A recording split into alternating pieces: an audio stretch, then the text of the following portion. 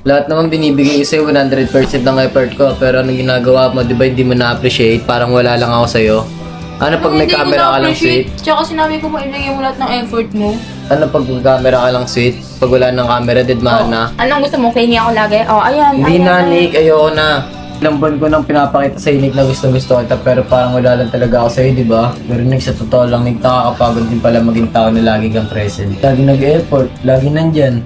Tapos parang hindi naman napapansin. Araw-araw ko pinipili na subukan. Kahit minsan nag-chat ako sa'yo, wala kang reply. Kahit minsan, Nick, parang wala lang lahat ng ginagawa ko. Alam mo, Nick, minsan, Nick, umaasa ako na baka isang araw makita mo rin yung halaga ko. Pero habang tumatagal, parang ako lang yung lumalaban, eh. Hindi ko naman hinihingi na mahalin mo ako pabalik eh. Ang gusto ko lang naman sana, maramdaman na kahit pa paano na-appreciate mo yung effort ko. Pero wala eh. Wala eh. Kahit katitingnik, wala akong nararamdaman. Kaya ngayon pipiliin ko na muna yung sarili ko. Hindi dahil sumuko ako, kundi dahil napagod na ako maghintay sa bagay na baka hindi naman darating.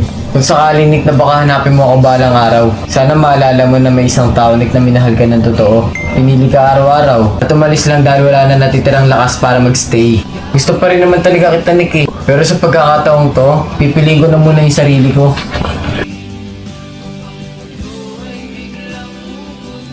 Kita eh. Mag-iingat ka na lang. Babi.